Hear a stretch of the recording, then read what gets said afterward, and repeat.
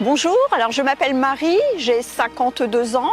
Je suis l'heureuse maman de 3 merveilleux enfants. Rien à voir avec le football, je suis ni joueuse, j'accompagne simplement mon mari à travers ses diverses actions. Et je remercie aujourd'hui le district pour cette invitation à honorer Octobre Rose. Bonjour, je m'appelle Farida. Je joue au football depuis 26-30 ans à peu près. Je suis dirigeante dans les clubs de foot aux alentours de Landrecies. Je joue au club de Landrecies actuellement. Alors la maladie, elle arrive, c'est un vrai tsunami en fait. On ne s'y attend pas du tout. Là, on nous annonce clairement ce mot cancer, un mot très difficile à entendre et pourtant on doit y faire face. Tout d'abord, c'est se prendre un coup de massue. Je me suis retrouvé devant le fait accompli. Et ce fut très dur. Alors je vous avoue que c'était quand même un moment très difficile dans ma vie. Un gros stress, des angoisses qui se sont accumulées. Au départ, on essaye d'occulter la maladie. On n'y pense pas. Et au fur et à mesure des examens, là, on prend vraiment conscience qu'on nous a détecté quelque chose et il va falloir se battre contre ce cancer et se dire que ça va aller. J'ai été atteinte dans mon intégrité et ma féminité, ce qui a provoqué du découragement, de la peur de réussir.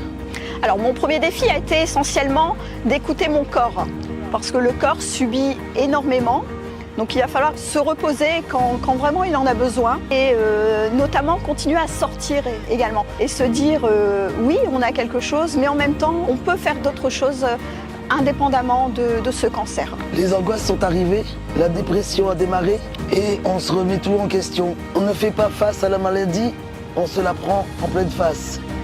Il ne faut pas lâcher ses envies, il faut continuer la vie quotidienne, malgré les bouleversements physiques et psychologiques. Surtout, il faut être très strict avec son traitement et ne pas lâcher. Ce qui est important aussi, c'est de rester en contact avec son entourage. Il ne faut surtout pas se replier sur soi-même. Et aussi, il faut surtout continuer ses centres d'intérêt et sa passion. Alors la force de me battre a été essentiellement mes enfants et mon mari. Être entourée pendant toute cette phase-là est très importante. Voilà.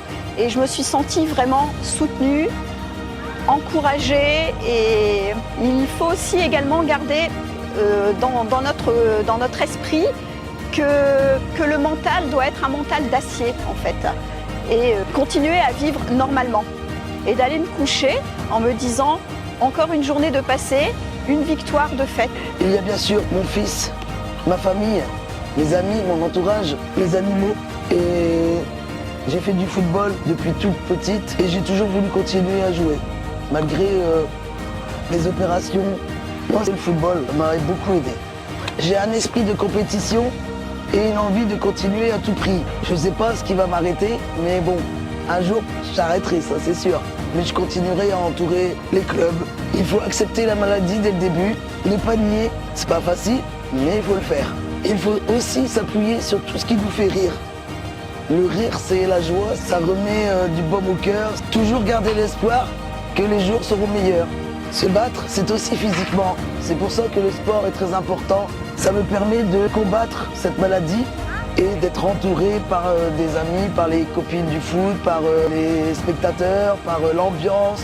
Alors je voudrais surtout dire à toutes ces dames, surtout d'écouter son corps, de ne pas attendre non plus l'âge des 45 ou 50 ans, mais de faire de la prévention sur son corps. L'autopalpation est très importante. Moi, ça m'a sauvé la vie. Je voudrais leur dire qu'au moindre doute, qu'elles aillent consulter surtout. Quel que soit le diagnostic, mesdames, continuez à puiser votre force dans vos passions, le foot pour certaines, et sortir, voir du monde, c'est vraiment essentiel pour continuer à vaincre la maladie. Surtout, ne vous arrêtez pas à vivre et vivez 2 fois plus. Et je terminerai simplement en disant Carpe diem, cueille le jour présent sans te soucier du lendemain.